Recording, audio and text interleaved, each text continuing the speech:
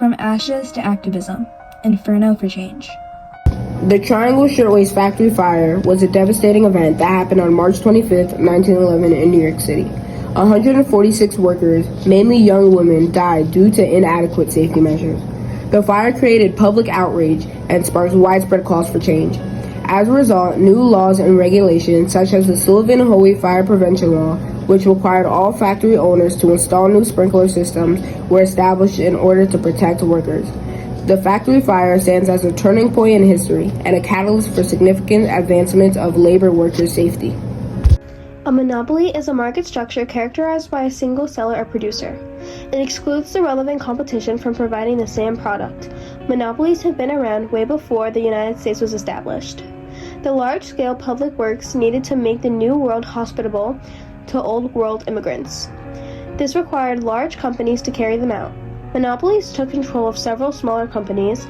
This meant that they could increase prices, pay their workers whatever they wanted, and had no incentive to make their products better.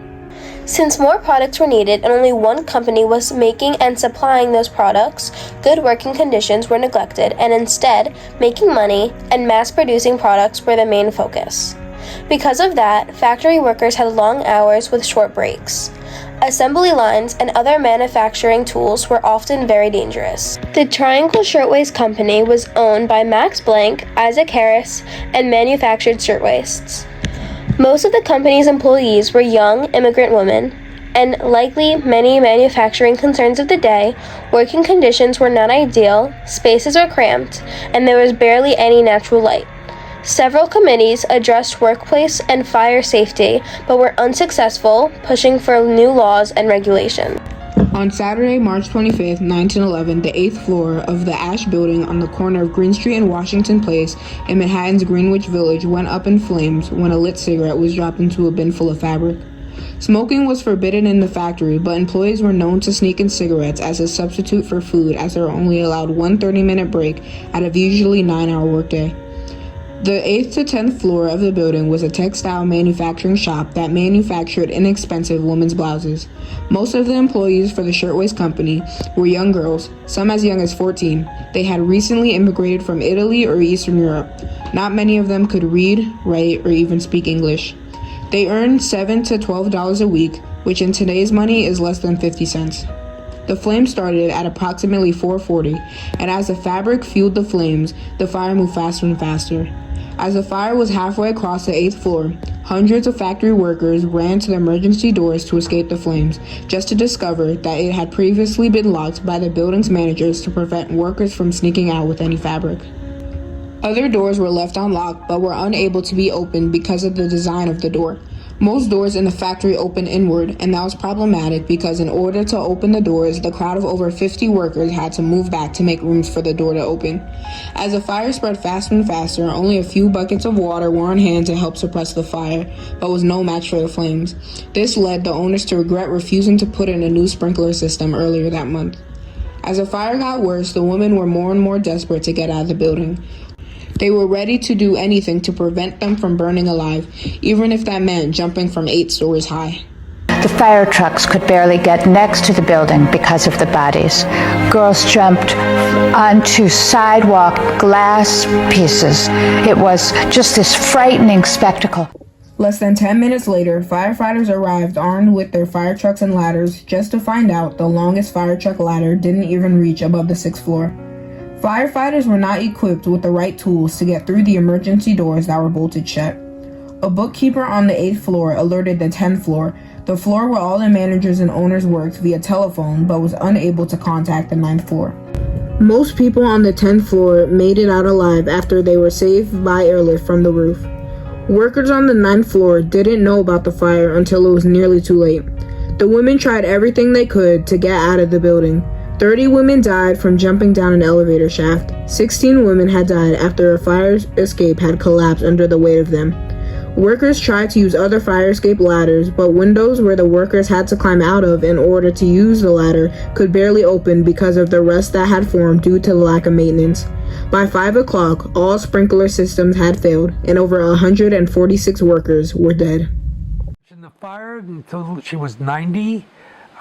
In my opinion, it was because it was a very bad memory. It was a horrendous, horrific event. What she did say was, when the fire broke out, it was bedlam.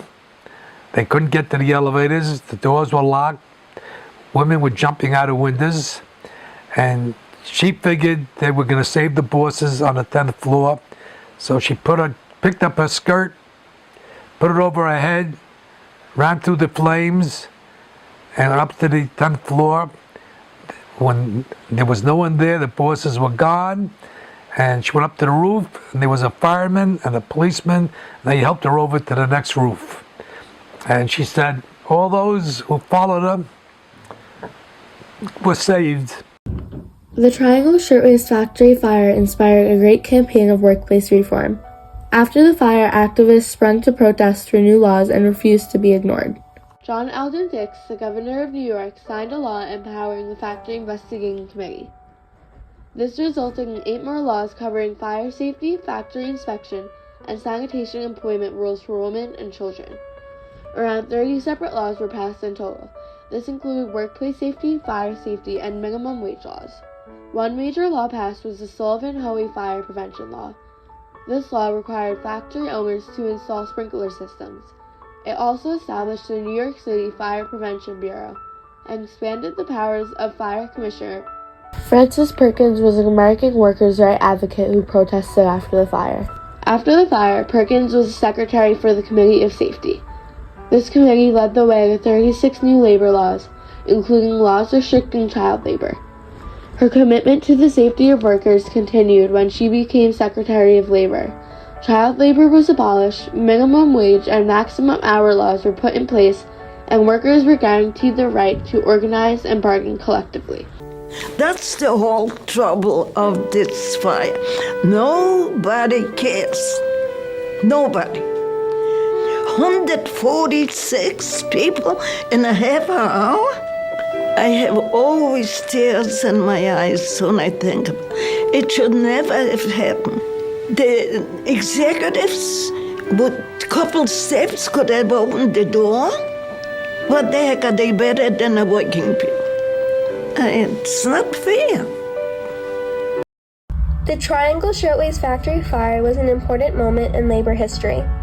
It exposed the realities of factory working conditions, leading to companies having stricter safety standards, such as minimizing the amount of people allowed in a building at one time, checking the fire alarms and extinguishers on a routinely basis, and making sure that every building has an up-to-date sprinkler system. The people involved with the factory incident started a series of labor changes, including laws regarding working hours and how you can only work about 40 hours a week and by law need to get approved for the extra hours you work. Also, child labor laws were put into place stating that a child under 16 years old cannot do any work that involves physical labor. It started a movement exposing more harsh conditions experienced by other labor workers and created a new age of activists, advocates, and reformers. One of the other many important changes made was the fact that now all doors leading out have to be a push door, not a pull, because it can cause too much mayhem when the people are trying to exit in a hurry.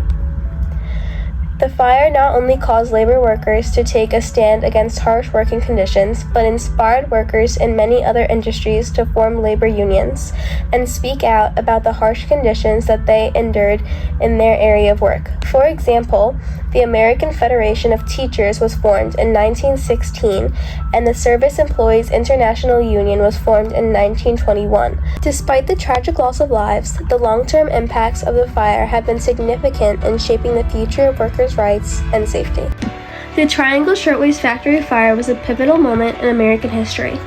This horrific event sparked a catalyst for change and opened the eyes of the public, lawmakers, and labor unions, making the need for change undeniable. It sparked public outrage and led to immediate protests, speeches, and vigils.